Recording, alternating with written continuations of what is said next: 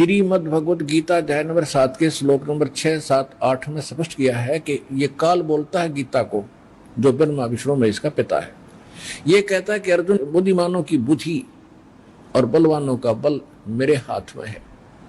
जब चाहे switch on कर दूं इनकी बुद्धि का, और जब चाहे ऑफ कर दूं। जैसे महाभारत के अंदर अर्जुन को ताकत दे दी और लाखों लोगों का नाश कर दिया उस काल से प्राप्त शक्ति से, और फिर वही अर्जुन जब श्री कृष्ण जी का निधन हो गया था, हत्या हो गई थी और सारे यादव आपस में लड़ मरे थे, उनकी पत्नियों को लेकर आ रहा था। रास्ते में जंगली लोगों ने, भीलों ने अर्जुन को पीटा, लूटा, और वही धनुष जिसे महाभारत का युद्ध जीता था वो साथ लिए रहता था उसको, और उस दिन उसके हाथ नहीं उठे, खड़ा खड़ा कांपा वो। जब सारा काम वो लिया, वो भील भ्याल पीट कर, लूट कर, कुछ औरतों को भी ले गए और चले गए। तब अर्जुन कोस रहा श्री कृष्ण जी को कि श्री कृष्ण बड़ा धोखेबाज था, इसने हमारे साथ बड़ा धोखा किया है। पहले तो मुझे शक्ति दे दी और ना जाने कितने जीवों का नाश करा मैंने, और आज मैं खड़ा खड़ा पिट रहा हूँ, वही अर्जुन हूँ और वही गांडी धनुष है मेरे पास। आज ये मेरे से प्रतिज्ञा भी नहीं चढ़ाई जा रही इसकी। तो परमात्मा ने बताया कि ना श्री कृष्ण धोखेबाज था, ये सारे इस काल के अधीन हैं, इसके रिमोट से चलते हैं। तो उसी ने, काल ने जब विनाश कराना था महाभारत का, तो अर्जुन को ताकत दे दी और फिर वापस ले ली, उसने अपना काम करा दिया जो करना था नाश। अब अर्जुन कितने पिट्टो। इसी प्रकार ये कहता है बुद्धिमानों की बुद्धि मेरे पास है। अब जब श्री रामचंद्र जी की खुद पत्नी गुम थी, है उसका तो पता नहीं उसने कौन उठा ले गया, ढूंढते फिर जैसे गायें गुम हो जाया करे। हर वह पार्वती पहचान दी, तू तो पार्वती है, सीता नहीं है। तो वहां उसकी ऑन कर दी और फिर ऑफ कर दी, खा धक्के।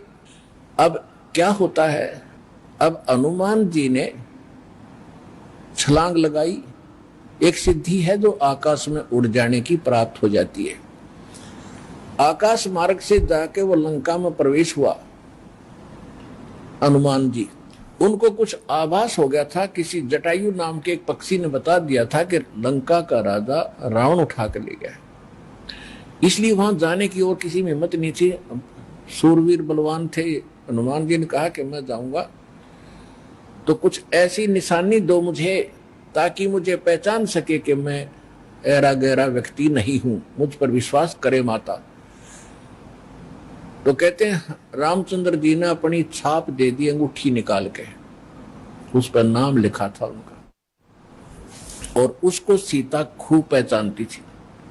उधर से सीता को घना दुखी कर ही रखा था, सता रखा था रावण ने, एक नौलखे बाग में छोड़ रखा था और उससे रोजाना यातना दिलाता था और अपनी पत्नी बनने की स्वीकृति वो उससे करवाना चाहता था। वो उसने स्वीकार नहीं की, और रावण को एक श्राप लगा हुआ था कि तू कभी किसी औरत के साथ बलात् नहीं कर सकेगा।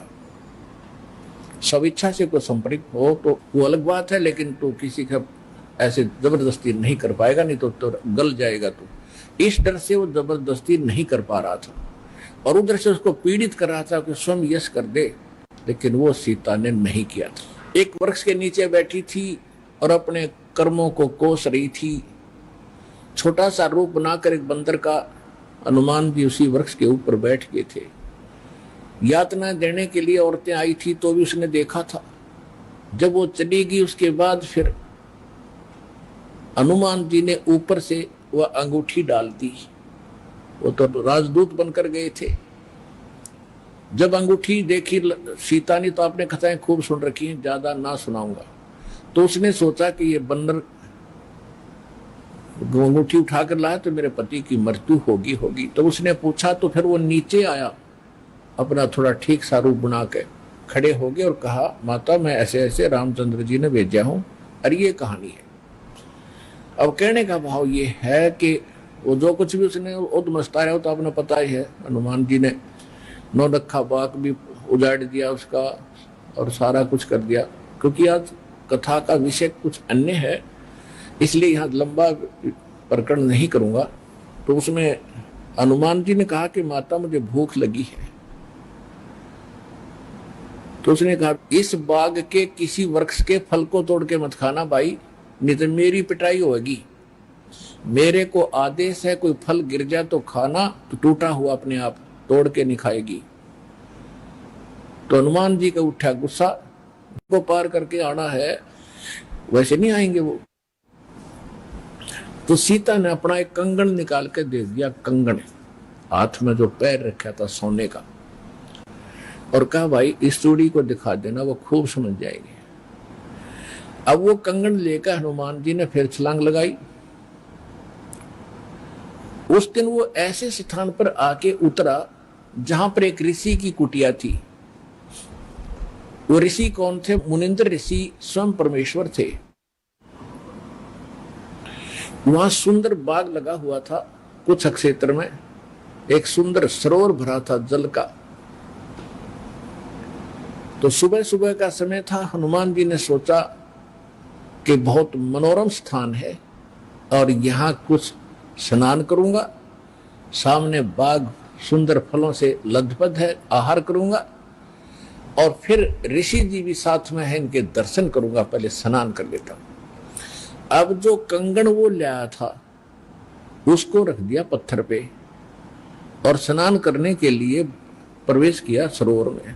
अब उन्होंने जो ही स्नान करने की चेष्टा की, लेकिन एक दृष्टि थी ऐसी कंगन पे कि जय ये कंगन गुम हो गया, कोई जानवर पक्षी उठा ले गया तो मेरी सारी मेहनत व्यर्थ जाएगी, सब परिश्रम व्यर्थ होगा। इसलिए नहा रहा था पर नजर था जैसे सर्प का मणि के ऊपर रहती है ओस चाटते समय, तो इसी प्रकार नहा रहा था, दृष्टि कंगन पे। इतने में एक बंदर आया, दौड़ा दौड़ा और कंगन उठाकर भाग लिया। आगे आगे बंदर, पीछे पीछे हनुमान।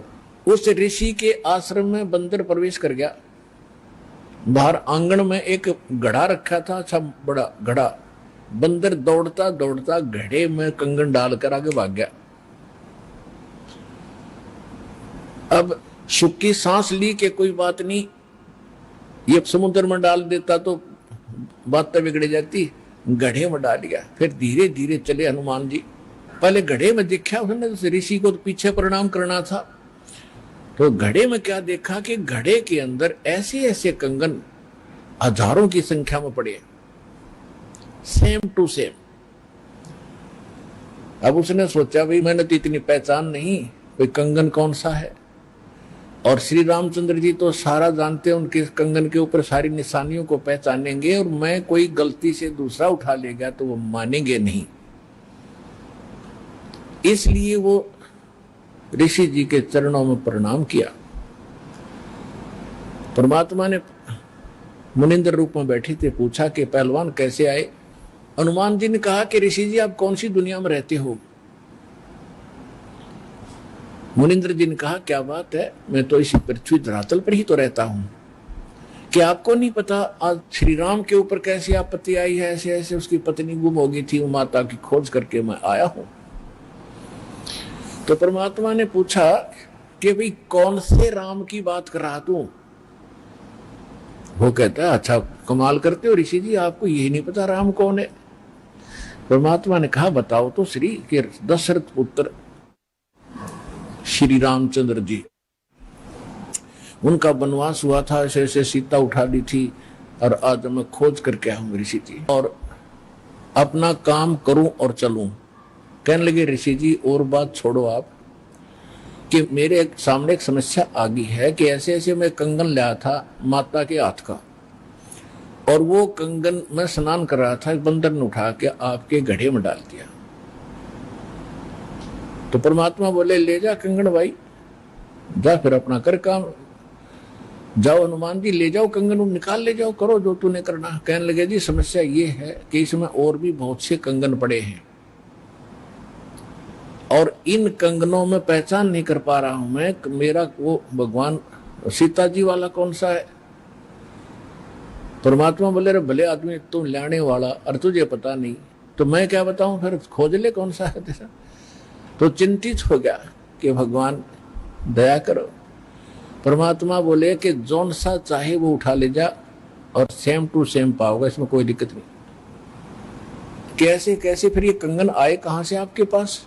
कि अब सुन, मैं कथा सुनाऊंगा तेरे को। जैसे ये रामचंद्र जो आत्मा है, ये विष्णु जी की आत्मा है। प्रत्येक त्रेता युग में ये ऐसा ही होता है। और मैं यहीं बैठा हूं जब का, मेरी तो बहुत युगों की आयु है, मैं यहां बैठा हूं। पहले इन बातों पर किसी को अविश्वास नहीं होता था। तो हनुमान जी से बताया कि तेरे जैसी आत्मा हनुमान ना जाने कितने बन करा लिए और कितने ये ऐसे कंगन ले लेकर आए हैं। इसी प्रकार वो बंदर उठा कर इसमें डालता रहा है। तो हनुमान जी ने पूछा कि हे ऋषिवर, मान लिया आपकी बात, जो कंगन लेकर हनुमान आता होगा तो वो कंगन तो लेकर भी जाता होगा। कहाँ लेकर जाता है? इस घड़े में मेरी आशीर्वाद से ऐसी पावर है कि डुप्लीकेट कॉपी तुरंत बना देता है, एज इट इज, 1 के 2 कर देता है। और नहीं विश्वास है तो ले ये कटोरा उठा के कोई दिया, ले इसमें डाल के देख ले। हनुमान जी ने कटोरी उठा के उसमें डाली, तुरंत 2 होगी, 1 जैसी। अब वो दोनों को देख रहा कि सचमुच ठीक है। तब हनुमान जी को कुछ विश्वास हुआ कि संत नहीं, ये कोई और ही महापुरुष हैं, बड़े सिद्धि युक्त हैं और सारी कथा को सही जानने वाले हैं।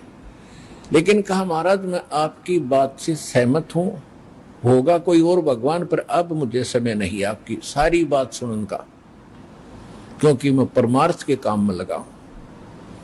परमात्मा बोले भाई ठीक है, ले जाए, कोई कंगन निकाल ले जाए बेटा, सारे एक जैसे मिलेंगे। वो उठाकर ले गए कंगन को। लेकिन हनुमान जी को फिर भी विश्वास नहीं हो रहा था। जब श्री रामचंद्र जी को दिखा दिया और रामचंद्र जी ने ओके कर दिया, जब हनुमान जी को संतोष हुआ कि 3100 की 100 सच बात है, वो उधर से वो ऋषि की घटना भी नहीं भूल पा रहा था, उधर से फिर युद्ध भी शुरू होना था। कहने का भाव ये है, बात फाइनल होगी कि सीता वहां है, सारे लक्षण बता दिए, और वो कंगन को देखकर रामचंद्र जी को विश्वास हुआ। अब समस्या आई कि उसके ऊपर पुल बनाएंगे समुद्र पर। वो कथा आपको सुना दी कि 3 दिन तक स्वयं रामचंद्र जी घुटनों पानी में खड़ा होकर के याचना करता रहा। तीसरे दिन जब उसने कहा लक्ष्मण से कि बरा अग्नि बांध दे, ये लातों के भूत बातों से नहीं मानते, इसको फूंकता हूं। 3 दिन हाथ जोड़ता रहा कि हे सागर राज मुझे रास्ता दे दो, ये मान नहीं रहा। तब विपर रूप धारण करके समुद्र आया।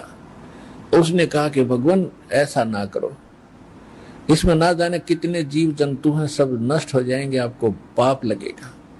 और ये जल सारा समाप्त हो गया तो ये गड्ढा बन जाएगा, हजारों किलोमीटर गहरा, आप फिर भी नहीं जा सकते। कि हे रामचंद्र जी, ऐसा काम करो, सर्प भी मर जाए लाठी ना टूटे।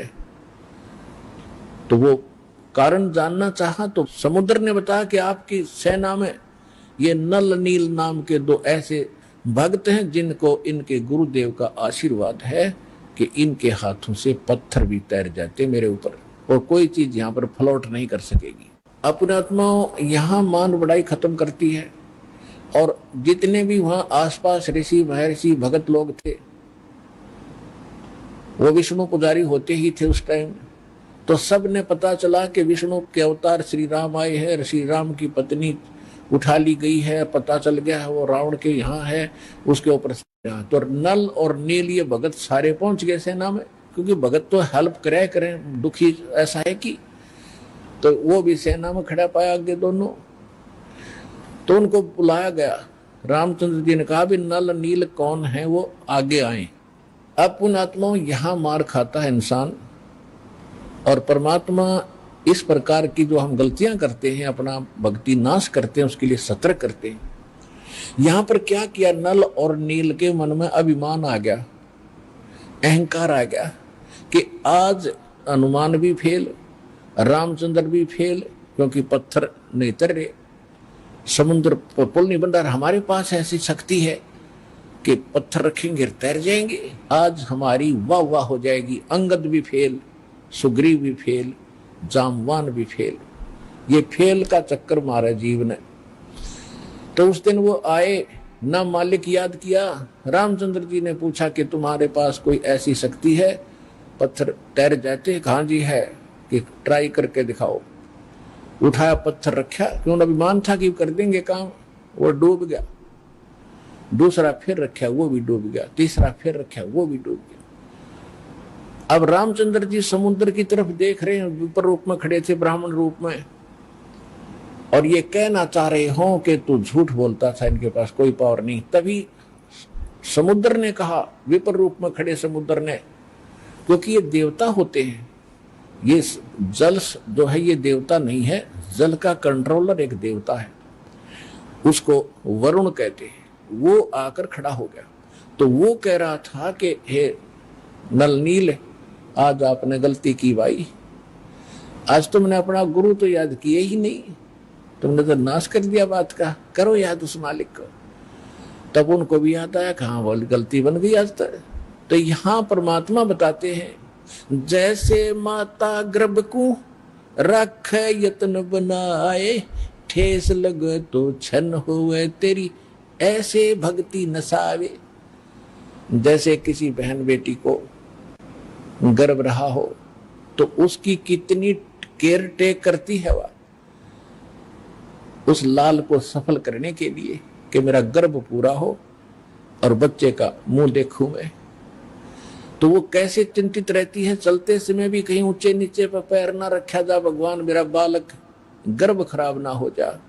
रात को सोती है, करवट लेती है, तब भी एकदम उठ के उधड़क जाती है, कहीं बच्चे पर दाब ना आ गई हो, मेरा गर्भ ना खराब हो जाए। तो कहते हैं जैसे माता गर्भ को और रखे यतन बनाए और ठेस लगे तो छन हो जाता है, तेरी ऐसे भक्ति नसावे। तो इस भक्ति रूपी गर्भ जो आज आपकी आत्मा में परमात्मा के सच्चे शब्द से पल रहा है, इसको इतना संयम से, इतना देखभाल से, यानी सावधानी से इसको परिपक्व करना पड़ेगा। जैसे माता गर्भ को रख है यतन बना और ठेस लगे तो छन हो, तेरी ऐसे भक्ति नसावे। तो छोटी मोटी हम गलती कर देते हैं लापरवाही में, क्योंकि हमने इस लाल की कीमत का नहीं पता, जो आज हमारी आत्मा में सत भक्ति रूपी जो मालिक का मंत्र से गर्भ रह रहा है, यानी आत्मा प्रफुल्लित हो रही है, जो भक्ति रूपी जो लाल हमारे अंदर बन रहा है, इसको ऐसे संभाल के रखना है, ना अभिमान करना है, कोई मर्यादा भंग नहीं करनी है, नहीं तो फिर नुकसान हो जाएगा, आपकी भक्ति नष्ट हो जाएगी। अब उन्होंने परमात्मा को याद किया, रे नल नील यतन करे हार, तब सतगुरु से करी पुकार। रे नल नील यतन करे हार, तब सतगुरु से करी पुकार। जा सतरे खोल की अपार सिंधु पे सिला तिराने वाले। जा सतरे खोल की अपार सिंधु पे सिला तिराने वाले। धन धन सतगुरु सत कबीर भगत की पीड़ मिटाने वाले। धन धन सतगुरु सत कबीर भगत की वो पीड़ मिटाने वाले। नल नील ने जब याचना की हृदय से, हे भगवान गलती बन गई, आपके हाथ में इज्जत है हमारी, तो उसी समय परमात्मा वहां प्रकट हो गए। थोड़ी सी दूरी पर सबने देखा कि वो कौन आ रहा सामने।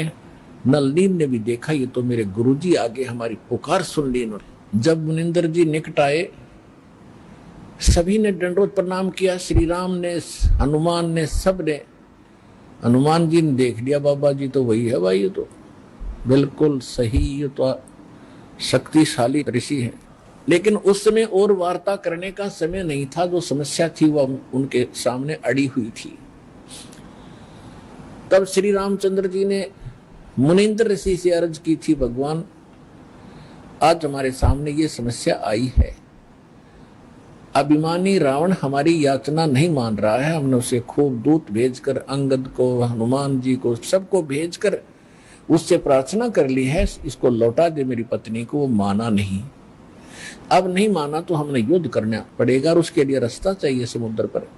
समुद्र रास्ता दे नहीं रहा। इसने विधि बताई कि आपके शिष्यों के पास यह शक्ति थी। मेरा दुर्भाग्य कि आज इनके हाथों में भी शक्ति नहीं रही। तो परमेश्वर ने कहा कि आज के बाद इनके हाथों में यह शक्ति रहेगी भी नहीं।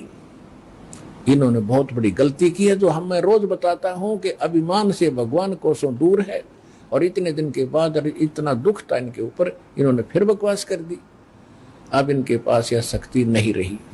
तो श्री रामचंद्र जी ने कहा कि हे ऋषिवर, मेरी समस्या का समाधान करो।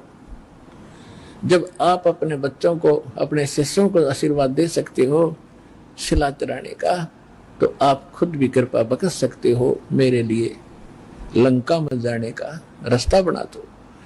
तब परमेश्वर ने कहा ठीक है भाई, मेरा वचन है कि तेरा पुल बनवाऊंगा। अब ये रामचंद्र जी का समझ में नहीं आएगी, और क्या वचन है इनका, क्या वायदा है। परमात्मा ने अपनी प्यारी आत्मा धर्मदास जी को बताया था कि जब मैं प्रथम सतयुग में सतलोक से यहाँ आ रहा था, तो बीच में इस काल की एक तपस्या है, वहां पर जीव दुखी किए जा रहे थे, और मैं जोग जीत रूप में अपने पुत्र के रूप में वेशभूषा में था। तो इसने पहले मेरे साथ कुछ बकवास करी थी, ज्योति निरंजन ने इसकी पार नहीं बसाई थी, तो मेरे चरणों में गिर गया था। और इसने मेरे से वचनबद्ध करवा कर कुछ प्रार्थना की थी कि कुछ और सुविधा। एक तो ये थी कि मेरा पुत्र विष्णु श्री राम रूप में जाएगा, और ऐसे उसके प्रारब्ध में लिखा है कि उसकी पत्नी को रावण उठाएगा, समुद्र पर पुल नहीं बनेगा, आपके बगैर वहां कोई कृपा नहीं कर सकेगा, उसकी हेल्प नहीं कर सकेगा। तो परमात्मा ने स्वीकार किया था कि मैं ये काम भी करूंगा। फिर दूसरा वर्ग क्या था कि वो फिर समुद्र के ऊपर उसने जो तीर त्यार दिखा के जबरदस्ती धमका के रास्ता लेना चाहा था, इसका प्रतिशोध समुद्र लेगा।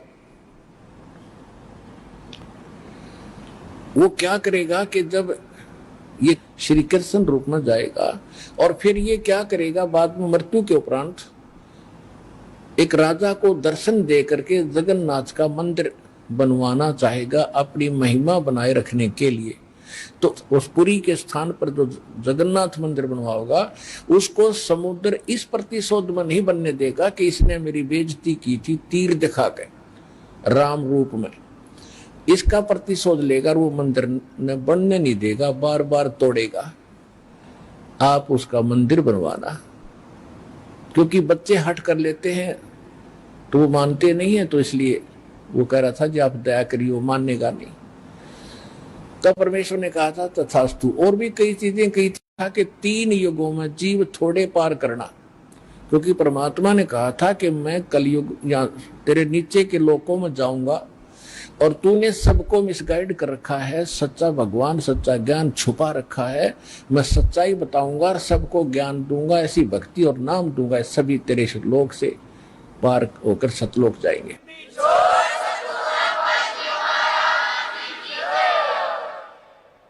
तो इस बात से वो बहुत दुखी हो गया कि तो मेरा नाश करेगा, मेरे बाग को उजाड़ेगा, क्योंकि काल ने हमारे को मिसगाइड करके, धोखा करके, मूर्ख बना के, विवश करके, और इस कच्ची बेड़ियों से बांध रखा, ये शरीर दे दिया, इसमें हाड़ चाम मांस सारा भरा पड़ा है, और हमने इतना प्यारा लगा है ये छूट नहीं जा। परमात्मा कहते इतना बढ़िया शरीर दूंगा, वहां जाकर ना नाड़ी होगी, ना नस होगी, ना कोई बीमारी, ना हारी, ना कोई बीपी हाई, ना लो होगा। तो वो हमने पता ही नहीं था कोई ऐसा भी स्थान है जहां ऐसा सुख है। तो परमात्मा ने कहा था तेने क्या हाल कर रखा उन बच्चों का सारा, कोई गधा बना दिया, कोई कुत्ता बना दिया, और जो मनुष्य वो कौन से सुखी हैं, उनको ऐसा ज्ञान दूंगा और ऐसा मंत्र दूंगा, वो यहाँ भी सुखी होंगे, मेरे साथ सतलोक जाएंगे। तो इस बात से वो दुखी हो गया था काल कि तो नाश करेगा मेरे बाग न उजाड़ेगा। भगवान का पता लग गया, सच्चे स्थान का पता लग गया, तो यहाँ कौन रहेगा। तो तब उसने चरणों में गिर के रा करके कबीर भगवान से याचना की थी कि 3 युगों में जीव थोड़े ले जाना, और चौथे युग में आप कितने ले जाना। और फिर ये पुल बनवाने का, जगन्नाथ के मंदिर को बनवाने का ये भी प्रॉमिस करवाया था। जब उसने सारा परमात्मा ने प्रतिज्ञा कर ली थी तो फिर ये खलनायक है, ये विलियन है, धोखेबाज और ठग है, इसने तुरंत अपना आंखें बदल ली और कहा जाओ जोग जीत संसारा जीव न माने कहा तुम्हारा। कहते हैं द्वादश पंथ करूं मैं साजा नाम तुम्हारा ले करूं आवाजा, और द्वादश पंथ नाम जो ले ही वो मेरे मुख में आन समोही। और पहले अंश हमारे जाई और पीछे अंश तुम्हारे आई, और जाइयो जोग जीत संसारा। परमात्मा ने कहा था कि फिर मैं त्रेता युग में जाऊंगा, ठीक है भाई, चौथे युग में जाऊंगा कलयुग में, और फिर पार कर लूंगा। तने गलती तो मेरे से करवा ही ली। वैसे मालिक ने गलती नहीं की, दाता को पता था कि सतयुग त्रेता द्वापर में ये दुखी नहीं होंगे, और जब तक जीव दुखी नहीं होगा इतना भगवान नहीं पहचान सकता। इसलिए दाता ने जानबूझकर उसको यश कर दी थी, और वो बन गया था सियाना, अपने आप में इंटेलिजेंट बन रहा था कि मैंने रोल मार ली भगवान की, है मैंने इनकी अकल मार ली, मालिक ने अकल मारी उसकी। अब वो क्या कह रहा था कि देख लेना कलयुग जब आएगा, पहले मैं अपने दूत भेज के ऐसा गलत प्रचार करवा दूंगा, ब्रह्मा विष्णु महेश तक सीमित कर दूंगा, कोई पत्थर कोई पानी कोई मंदिर कोई मस्जिद गुरुद्वारों में बांध दूंगा, और पहले अंश हमारे जाई पीछे अंश तुम्हारा आई, जाओ जोग जीत संसारा जीवन मन फिर कहा तुम्हारा। कि पहले मेरे दूत जाएंगे और सारा उल्टा ज्ञान उल्टा भगवान उल्टा विधान सबको बता देंगे, गलत मंत्रों से रटा देंगे। ये राधा स्वामी पंथ, धन धन सतगुरु पंथ, निरंकारी पंथ, ये रासाराम जैसे ये सारे नकली पंथ काल के चलाए हुए। तो परमात्मा को पता था कि इसने कर लेते सारे जुगाड़ अपने, और जब मेरा दास जाएगा ऐसे समय में जब इनके परिपक्व हो चुके होंगे सारे पंथ, इन्हें जो कहना सुनना होगा वो सब कह चुके होंगे, जो ज्ञान देना होगा वो दे चुके होंगे, जो नाम देना होगा वो नाम दे चुके होंगे। और जब मेरा दास जाएगा वो प्रमाणित करके दिखाएगा कि सच्चाई ये है झूठ ये है, तो 2 मिनट में मेरे बच्चे मुझे पहचानेंगे और मेरे पास आ जाएंगे।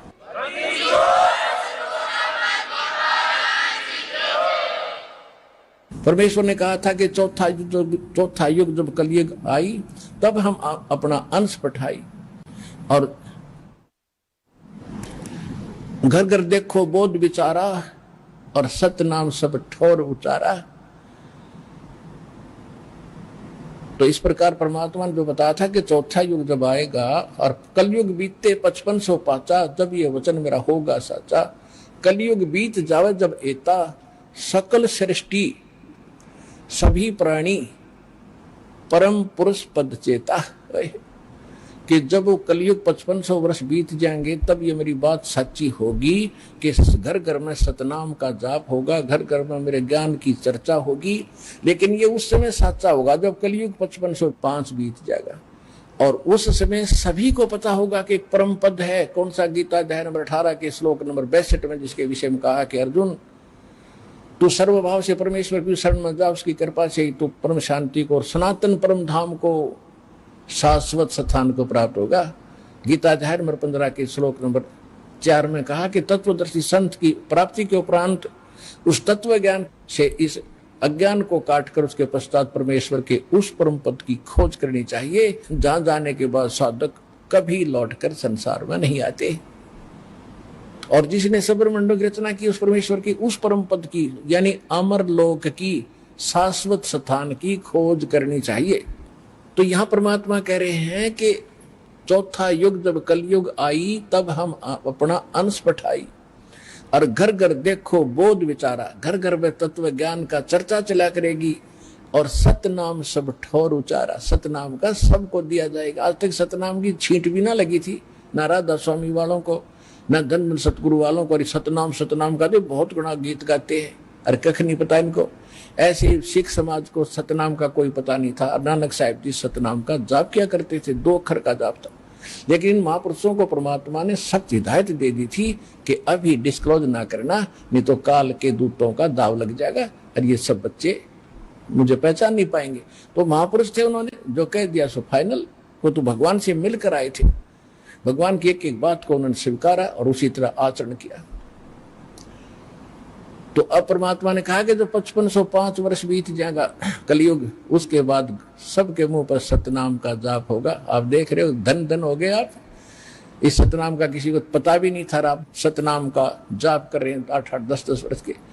तो सौभाग्य तुम्हारा, भगवान के विशेष कृपा पात्र बच्चे हो आप, जो सतलोक आश्रम बरवाला, जिला हिसार, हरियाणा में पहुंच रहे हो और दीक्षा प्राप्त कर रहे हो।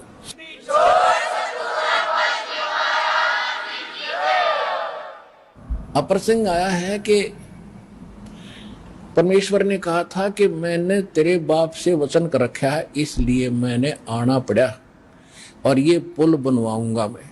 अब रामचंद्र के बात समझ में नहीं आया, मेरे पिता से कैसे वचन हुए होंगे। सोचा कभी बात होगी इनकी, पिताजी के पास साधु संत आते ही रहे थे।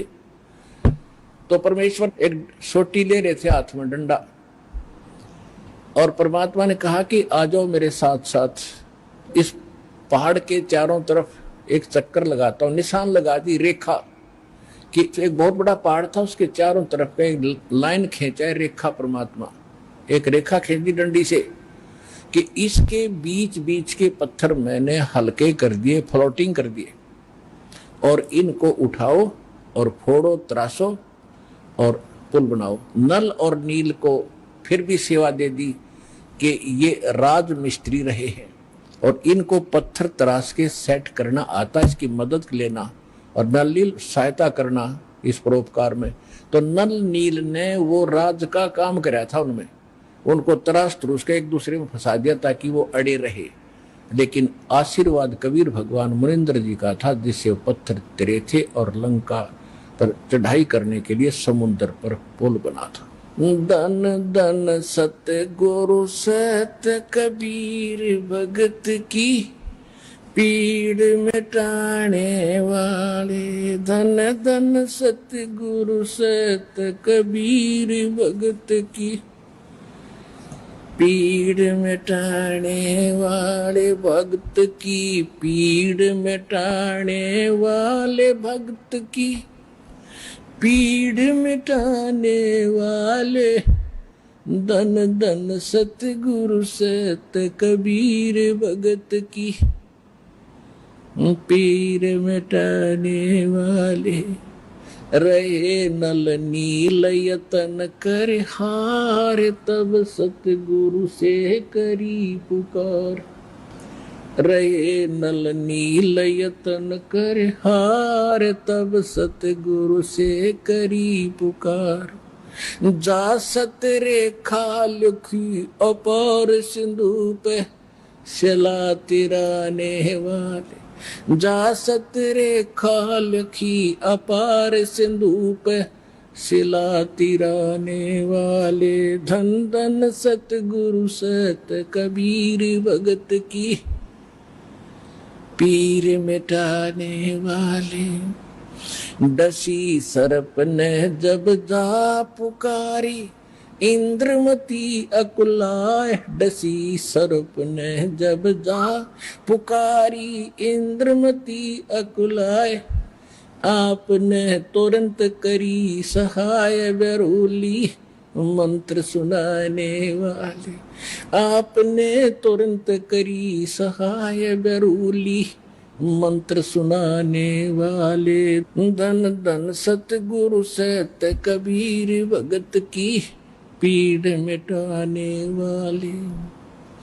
दामोदर सेठ के होते अकाज, अर्ज करी डूबता देखे जहाज। दामोदर सेठ के होते अकाज, अर्ज करी डूबता देखे जहाज। लाज मेरी रखियो ग्रीव नवाज, सिंधु से पार लंगाने वाले। लाज मेरी रखियो ग्रीव नवाज, समुद्र से पार लंगाने वाले। धन धन सतगुरु सत कबीर भगत की, पीड़ मिटाने वाले।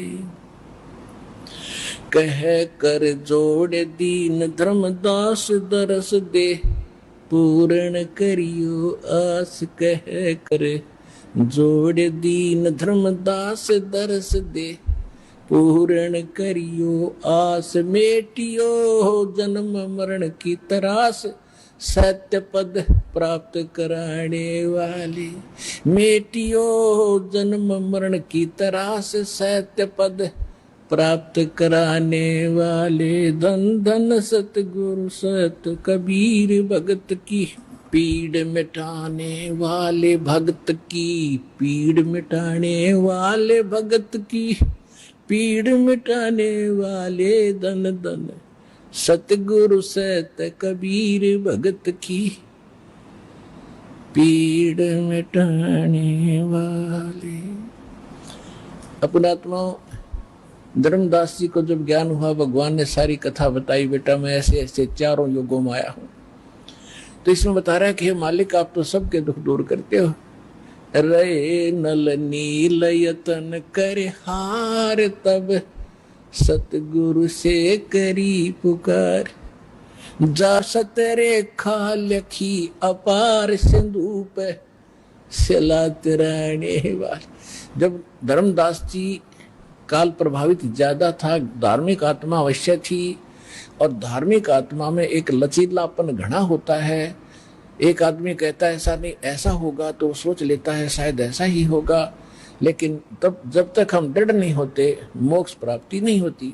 तो उसको दृढ़ करने के लिए जैसे धर्मदास जी बीच बीच में कुछ ऐसी उठपटांग बातें कर देते थे, तो परमात्मा अंतर्ध्यान हो जाते थे। उसको फिर तड़फ जागती थी, फिर रोता था बुरी तरह, फिर वो कथा सुना रहे, फिर रो रहे हैं, रोते हुए पुकार रहे हैं। तो जब कह रहे हैं धन धन सतगुरु सत कबीर भगत की पीड़ मिटाने वाले, फिर क्या बताते हैं कि आपने नल नील जब हार लिए थे, थक लिए थे यत्न कर करके, उन पर नहीं कुछ हुआ था, तब आपने सतरेखा लिखी अपार। भगवान ने बताई वो मैंने ऐसे किया था, वह मानी सच्ची। फिर कहते इंद्रमती द्वापर युग में एक रानी थी, सर्प ने डस लिया था, वह विश्वास नहीं कर पा रही थी, मालिक करुणा में नाम से आ रहे थे, उसको भी आपने जीवित किया, पार किया। और फिर एक दामोदर नाम का सेठ था, व्यापार करता था जहाजों से, भगवान का नाम लिया, उसके बाद उस पर आपत्ति आई, जहाज डूबने लगा, उसने हृदय से पुकारा मालिक को, कबीर साहब ने उसका जहाज नौका ऊपर कर दिया, डूबने वाला था। तो कहते हैं दामोदर सेठ के हो थे काज, अर्ज करी थी आपसे जब डूबता देख जहाज। ऐसे क्या कहा था दामोदर ने कि लाज मेरी रखियो गरीब नवाज, फिर समुद्र से पार लंघाने वाले, जहाज को पार कर दिया, डूबने नहीं दिया। अब क्या कहते हैं, कह कर जोड़ दीन धर्मदास, दरस दे पूर्ण करियो आस। जो भगवान अंतर्ध्यान हो गए थे, रो रहा था कि मेरे ऊपर ये बड़ी आपत्ति आ गई, आपका अभाव मुझसे सहन नहीं हो रहा है मालिक। कह कर जोड़ दीन धर्मदास, दरस दे पूर्ण करियो आस, मेटियो जन्म मरण की तरास, सत्य पद प्राप्त कराने वाले। सत्य पद, वो परम पद, वो सतलोक, आपके अतिरिक्त इस सृष्टि में कोई दूसरा मुझे वो प्राप्त नहीं करा सकता। मुझे फिर दर्शन दो मालिक, मेरे से गलती हुई। अब जो प्रश्न चल रहा है, त्रेता युग में दाता ने कैसी लीला की। अब क्या होता है, देखो पुण्यात्माओं, हम परमार्थी भी हैं, क्योंकि भगत का कि वो परमार्थ पर ज्यादा रुचि रखता है, लेकिन परमार्थ के साथ साथ स्वार्थ भी होना चाहिए थोड़ा सा। वो स्वार्थ कौन सा? अपने कल्याण का, आत्म कल्याण का स्वार्थ भी चाहिए। अब हनुमान जी ने जब तो ताकत थी, पहलवान था, धार्मिक था, रामचंद्र जी की जल्दी लग रही थी, जब ऋषि रूप में परमात्मा इत्फाक वहां मिले और सारी लीला देख ली, और फिर ये भी देख लिया कि उसी ऋषि ने आकर समुद्र पर पत्थर तेरे आए, और फिर भी बुद्धि बनाया क्योंकि रामचंद्र की जी का साक्ष्य लग रहा था। अब मालिक ने उसका उद्धार करना था उस प्यारी आत्मा का, क्योंकि ऐसी ऐसी पुण्यात्मा जो परमार्थ के लिए कोई लेना न देना, उड़ा छत्ती ताणी मारो, मरूंगा और मारूंगा, कि इसलिए रामचंद्र की पत्नी छुटवाऊंगा। और यति पुरुष थे, बाल ब्रह्मचारी थे, ऐसी लगन थी उसमें। तो कहने का भाव ये था कि फिर इस खुशी में कि रामचंद्र जी के साथ धाम जाऊंगा, वहां मेरी इज्जत होया करेगी।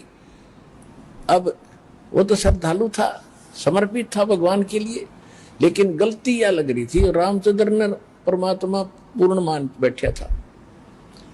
अब आपने खूब कथा का पता है कि जब घरजाली और रानी बन गई, फिर उसने सबको इनाम दे रही थी। उसी लाइन में हनुमान भी खड़ा था, क्योंकि उन्हें बड़ी योगदान था, तो हनुमान जी को सच्चे मोती दे दिए। ये क्यों फोड़ डाले? उसने ये कहा कि मैं इसमें ये देख रहा था, इन मोतियों में कहीं राम का नाम है तो मेरे काम है, नहीं तो मेरे काम नहीं है। हनुमान जी का ठेस लगी और उठा कर अपना लंगोट जा बैठा पहाड़ पे। अब बैठा एकला। यहां संसारिक परमार्थ करने से उसको क्या मिला? ये लोग इतना ही देते हैं। जब हम भगवान की शरण में होंगे और फिर परमार्थ करेंगे, परमात्मा हमारे साथ होगा, उस परमार्थ का फल अलग होगा। जब तक आप मनमुखी मंड रहे, किसी की तसारा ला दिया, किसी का उसको सहायता कर दी, वो तो फिर आपको कर देगा अगले जन्म में, वो भी अच्छी बात है, लेकिन वो रिजल्ट लास्ट में नल ही होगा जो आपके समक्ष है। आप कथाएं खूब पढ़ते रहे हो। अब बैठा भगत एकला, वृद्ध हो गया शरीर, एक पहाड़ पे। परमात्मा गए वहां पर, तब अन्य रूप बना लिया परमात्मा ने, अन्य रूप, और जाके कहा भी राम राम, अंजनी के पवन पुत्र राम राम। राम राम महाराज जी, आ जाओ, बैठो। बैठ लिया। भाई कैसे हो, कौन है, क्या नाम है?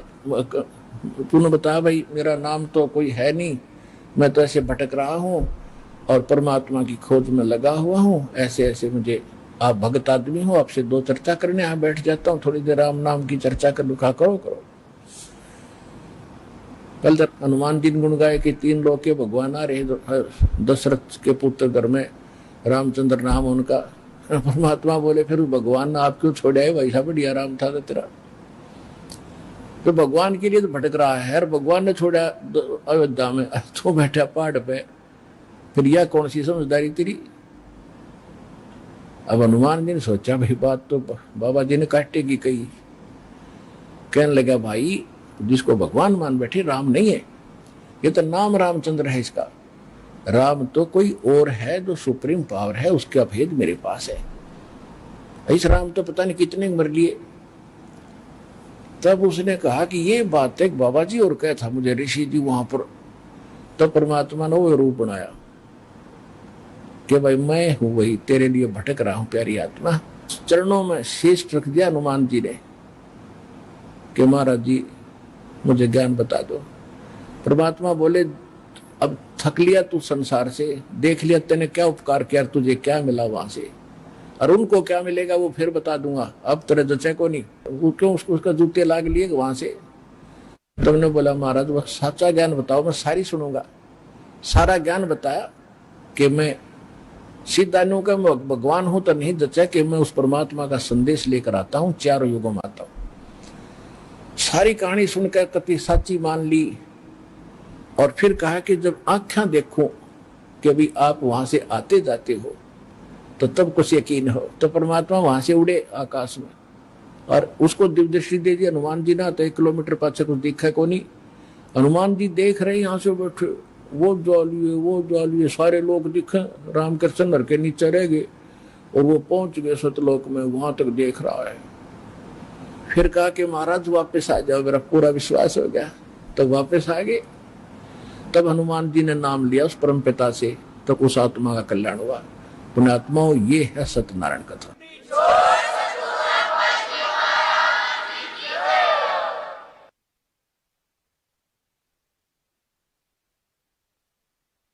परम पिता परमात्मा पूर्ण ब्रह्म सर्व सृष्टि के रचने वाले कबीर परमेश्वर जी की असीम रजा से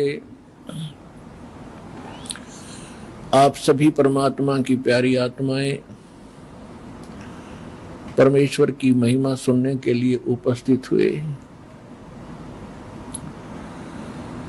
सत्संग में आने से इस प्राणी को ज्ञान होता है कि मानव शरीर हमें किस लिए प्राप्त हुआ था और हम इसका कितना सदुपयोग और कितना दुरुपयोग कर रहे थे। तो सत्संग का मिलना अति दुर्लभ है।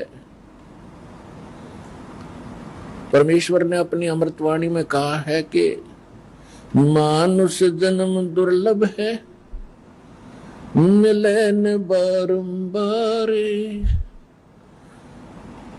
तरवर से पत्ता टूट गिरे, फिर बोर न लगता डर। परमेश्वर ने कहा है कि ये मनुष्य जीवन बहुत ही दुर्लभ है और आपके हाथ से छूट जाने के बाद मृत्यु के उपरांत आपकी ऐसी दशा होगी जैसे वृक्ष से लीप पत्ता टूट के गिर जाता है जमीन पर, वो पुनः स्थापित उस यथा स्थान पर नहीं हो पाता। भावार्थ है परमात्मा का कहने का कि मनुष्य जीवन मिला है तो इसका काम भी कोई विशेष कार्य है। उसकी जानकारी सत्संग से होती है और सत्संग संत करते हैं, सतगुरु करता है, और कोई सत्संग कर ही नहीं सकता। उसके लिए श्रीमद् भगवत गीता अध्याय नंबर 7 के श्लोक नंबर 19 में कहा है कि बहुनाम जन्मानाम अंते ज्ञानवान माम परपतते। क्योंकि 7वें अध्याय में श्रीमद् भगवत गीता के अंदर प्रथम 12 से लेकर 15 श्लोकों में तो तीनों गुण रजगुण ब्रह्मा सतगुण विष्णु शक्ति करते हैं, उनकी सतिथि बताई है। उसके विषय में कहा कि राक्षस स्वभाव को धारण किए हुए मनुष्यों में नीच दूषित कर्म करने वाले मूर्ख गीता ज्ञानदाता कहता है कि मेरी भक्ति भी नहीं करते। ये तो इन ब्रह्मा विष्णु महेश अन्य देवताओं तक इनकी बुद्धि दृढ़ हो चुकी है। उसके बाद 7वें अध्याय के 16 से लेकर 18 तक अपनी भक्ति करने वालों की वैरायटी बताई है, प्रकार बताए हैं। उसमें बताया है कि मेरी भक्ति 4 प्रकार के व्यक्ति करते हैं। एक अर्थार्थी जो केवल धन घना प्राप्ति करने के लिए वेद मंत्रों का ही आश्रय लेकर अनुष्ठान किया करते हैं। और दूसरा अर्थ बताया है कि जो संकट निवारण के लिए भी वेद मंत्रों के अतिरिक्त किसी अन्य मंत्र किसी लोक वेद के मंत्र का वो सहारा नहीं लेते, यानी वेदों के मंत्र यानी श्लोकों को ही बार बार उनकी आवर्ती करके उसी से कुछ लाभ प्राप्त करते हैं। और तीसरे जिज्ञासु बताए हैं। जिज्ञासु वो होते हैं जो भगवान के लिए निकलते हैं, जैसा उनको ज्ञान मिल जाता है फिर वो वक्ता बन जाते हैं। तो इन तीनों को रिजेक्ट किया है। फिर चौथे बताए हैं ज्ञानी। ज्ञानी की फिर बताइए सतिथि के ज्ञानी वो होता है जिसको ये पता चल गया कि मनुष्य जीवन बार बार नहीं मिलेगा और मनुष्य जीवन का मूल उद्देश्य क्या है, केवल मोक्ष प्राप्ति ही है, इसका और कोई विकल्प नहीं। बाकी जो संस्कार में कोई परिवार है नहीं है, संतान है नहीं है, ये तो आपका संस्कार है। इसके साथ साथ मूल उद्देश्य इस मनुष्य जीवन का बताया है कि परमात्मा प्राप्ति, आत्म कल्याण हो, जन्म मरण के दुख से छूटे। तो ये ज्ञान ज्ञानी आत्मा को हो जाता है। उसके लिए बताया है कि वो फिर ज्ञानी आत्मा क्या सोचता है कि ज्ञानी आत्मा को इतना भी ज्ञान होता है कि अन्य देवताओं की भक्ति से मोक्ष नहीं हो सकता। इसलिए गीता ज्ञानदाता कहता है कि वो अन्य उपासना नहीं करते, वो केवल मेरी भक्ति करते हैं। लेकिन उनको तत्वदर्शी संत यानी सतगुरु ना मिलने से 7वें अध्याय के 18वें श्लोक में कहा है वो ज्ञानी आत्मा है तो उदार नेक हैं, अच्छी आत्मा है, समर्पित हैं, लेकिन वो मेरे वाली घटिया साधना में गति में, मेरे वाली घटिया गति में ओम से मिलने वाली, ओम जाप है ब्रह्म का और ब्रह्म से प्राप्ति होती है ब्रह्मलोक। गीता अध्याय नंबर 8 के श्लोक नंबर 16 में कहा है कि ब्रह्मलोक में गए हुए प्राणी भी पुनः जन्म मृत्यु में ही रहते हैं। ये ब्रह्म की साधना है। और गीता ज्ञानदाता भी ब्रह्म है। 8वें अध्याय के 13वें श्लोक में कहता है कि ओम इति एकाक्षरम ब्रह्म व्यवहारन माम अनुसमरण यह पर्याति तदंदेहम सयाति परमाम गतिम। मुझ ब्रह्म का केवल एक ओम मंत्र है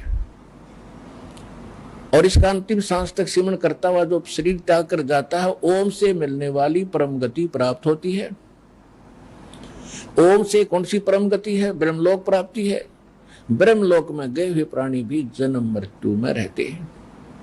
और गीता अध्याय नंबर 2 श्लोक 12 में, गीता अध्याय नंबर 4 श्लोक 5 और 9 में, गीता अध्याय नंबर 10 श्लोक 2 में स्पष्ट करता है कि अर्जुन, तेरे और मेरे जन्म बहुत हो चुके, तू नहीं जानता, मैं जानता।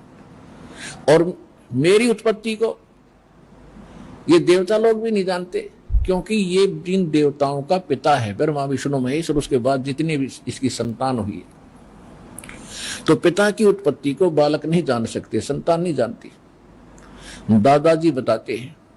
तो उस दादाजी ने, यानी जो सबके जनक हैं, सबके मालिक हैं, उस कबीर परमेश्वर जी ने स्वयं आकर के इनकी सचीची बताई, ब्रह्मा विष्णु महेश की जन्म मृत्यु बताई, इसके पिता की जन्म मृत्यु बताई, और यथार्थ ज्ञान जो भक्ति की विधि हमें ज्ञान दिया उस मालिक नाग। तो कहने का भाव ये है कि गीता ज्ञान दाता की साधना यानी ब्रह्म साधना से भी मोक्ष नहीं होता, जन्म मृत्यु नहीं समाप्त होती। इसलिए गीता अध्याय नंबर 7 के श्लोक नंबर 18 में कहा कि अर्जुन, ये ज्ञानी आत्मा है तो उदार, लेकिन ये मेरे वाली अनुत्तम गति में ही सचित है, आश्रित है। फिर तुरंत कहा 7वें अध्याय के 19वें श्लोक में, बहु नाम जन्मा नाम अंते ज्ञानवान माम प्रपते। बहुत ही जन्मों के अंत के जन्म में कोई ज्ञानी आत्मा मेरे तक उसकी बुद्धि उठती है, मेरे तक की भक्ति भी मुश्किल से कोई ज्ञानी आत्मा अनंत जन्मों के कष्ट उठाने के बाद किसी एकाध जन्म में मेरी भक्ति करते। और अधिक जानकारी वसंत रामपाल जी महाराज जी से निशुल्क नाम दीक्षा प्राप्त करने के लिए संपर्क करें। हमारे संपर्क सूत्र है 8222880541 8222880542। आप नीचे स्क्रीन पर दिए गए हमारे अन्य नंबरों पर भी संपर्क कर सकते हैं। विजिट करें हमारी वेबसाइट पर। हमारी वेबसाइट है www.jagatgururampalji.org।